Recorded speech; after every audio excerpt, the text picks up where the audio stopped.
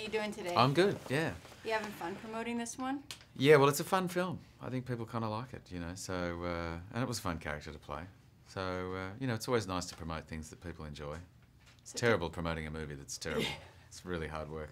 I don't know how you guys do it. I guess that's the true test of whether you're an actor. That's where your acting skill really comes to the fore, absolutely. So let's go back to the first meeting you had with, was it with Luc? It was Luc, yeah, and funnily enough, it was here in this hotel. Oh, really? Yeah, I sat down with Luc at the beginning of 2010, and he sort of pitched the whole idea to me before, you know, me reading the script. And, you know, I got a really clear sense from him that, you know, he wanted a character that was humorous, I suppose, that our audience would kind of enjoy, as well as just wanting to sort of follow as a sort of an action-oriented kind of hero.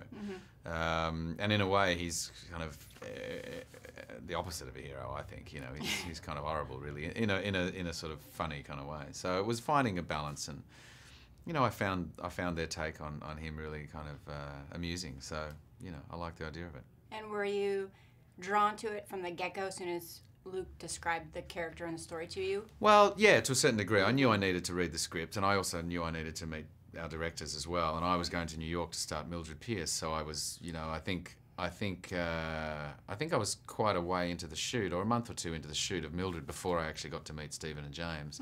They were both obviously very nervous about the fact that I looked as thin as I did.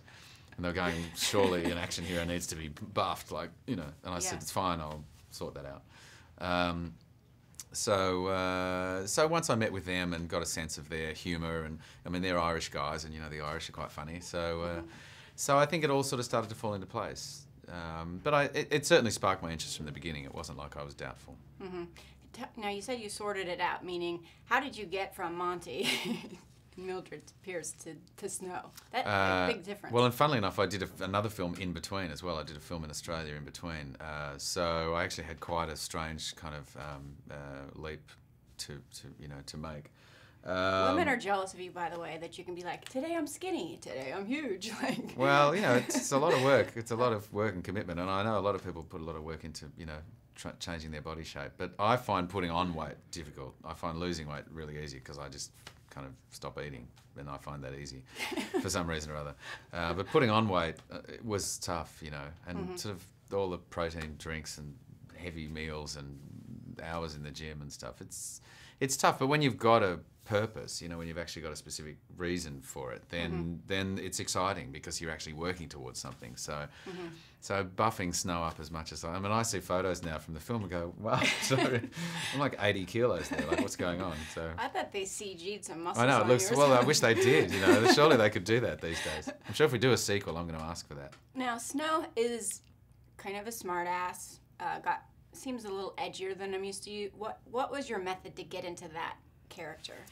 Well, I mean, it was really just understanding the script, you know, and the situation, and knowing that he was there in this prison in outer space to rescue the president's daughter, but he didn't care about her at all. He didn't want anything to do with rescuing her at all. He just had to do it because it was in order to help his friend, and that's why he went primarily.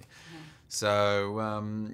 You know, it was just sort of understanding that story ultimately, and sort of taking each scene as it comes. So, I mean, we had a lot of scenes, a lot of green screen scenes, and you know, you're relying on your imagination quite a lot for that stuff. So, so as an actor, I think you tend to rely on your imagination to get you where you need to be.